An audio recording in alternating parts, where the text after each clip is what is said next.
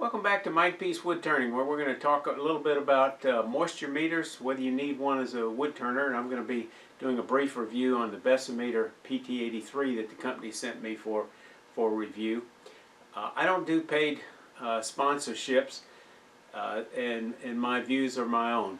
When wood dries, it loses moisture from the cells, and the problem is wood doesn't shrink evenly.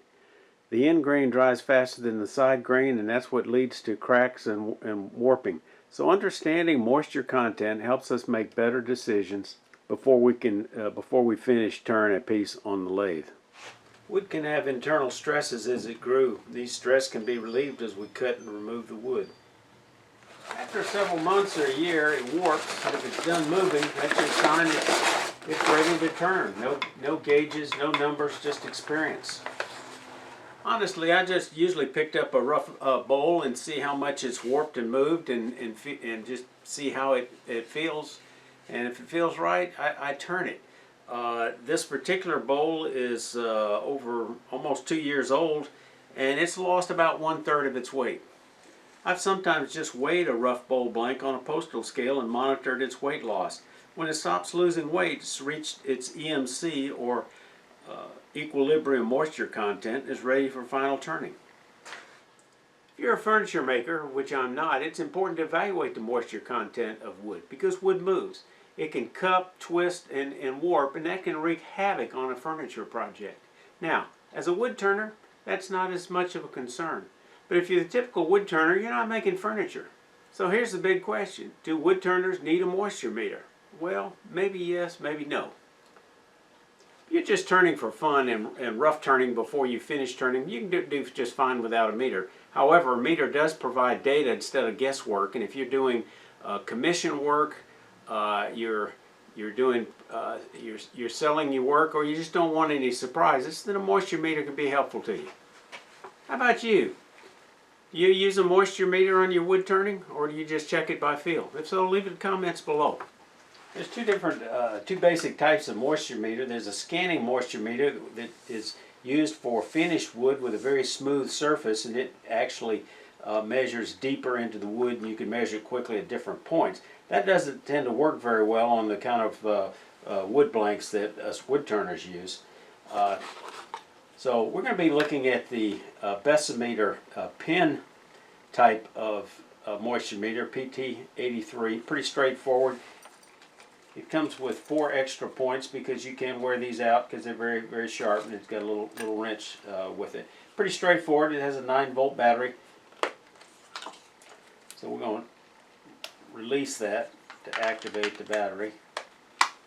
Pretty straightforward to use. Turn it on, and if you don't turn it off, it turns off in a few seconds. You've got 4 modes, and you got a little chart because wood density affects the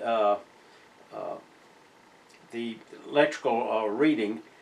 So you set it on, it's got the common types of wood from hard to soft, and you set it. So for example, if we're using a white oak, or let's say red oak, that winds up being in column 2, and we just stick it in, rock it in just a little bit. It shows about 7.4%.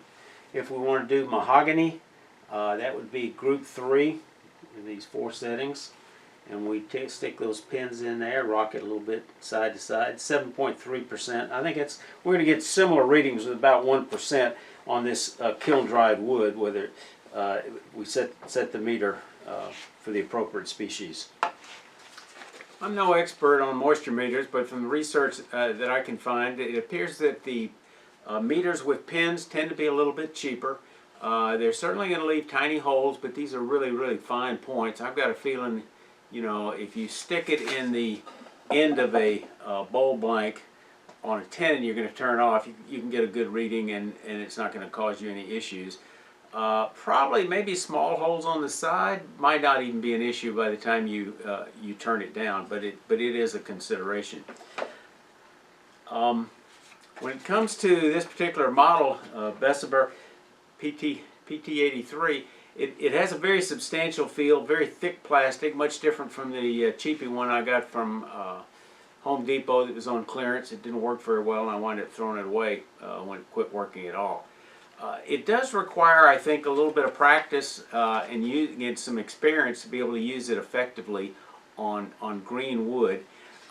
This particular model has a refinement in it that you can put in not a species but a number, 1, 2, 3, or 4. Each one is a classification of a density of wood.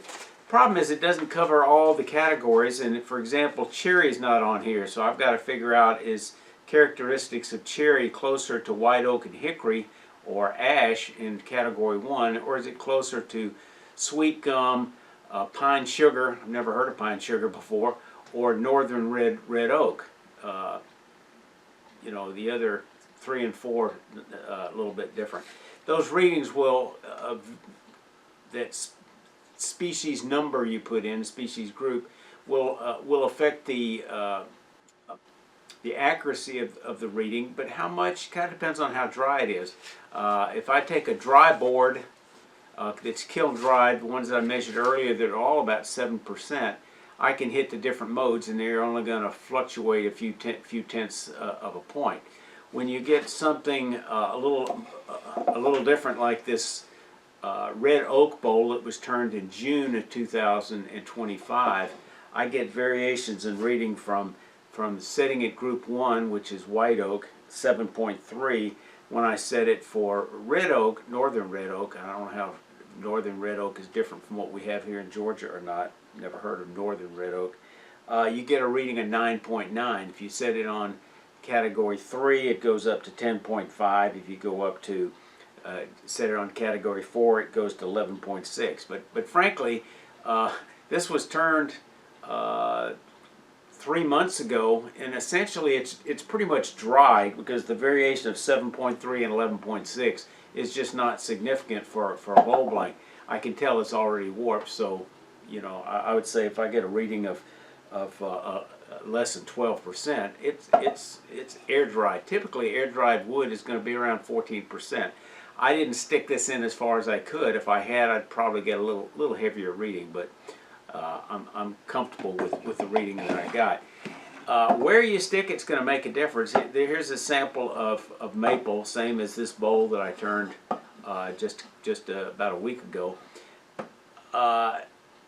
If I put it in here, the grain is going in this direction across the grain like this, I'm going to get a reading of about 12%. If I put it in grain, this is a bunch of straws where the water's coming out, I'm going to get a reading of 14%, 2% more. Now, this was green wood that I got about 2 months ago that, you know, was a growing tree, so I'm surprised it's as dry as it is. So it takes a little bit of playing with. So what wood turners might benefit most from a moisture meter? Well, if you're buying kiln dried or turning ready blanks and you want to verify the moisture, there have been accidents where you get, it's known to happen, you'll pick up a piece of kiln dried lumber at a lumber yard and it turns out there was a problem at the kiln drying and it's nowhere close to the 7 or 8% it's supposed to. It might be a reading of 20%. If you sell bowls or especially lidded boxes where wood movement affects fit, you might want to use one. If you teach or demonstrate turning and you want a visual tool to explain moisture to beginners, this is a handy way to do it.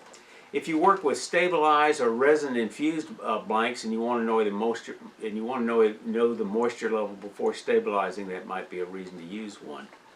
So in my closing opinion, after turning for a number of years, I'd say a moisture meter is a nice to have tool, certainly not an essential one. I've managed just fine without it.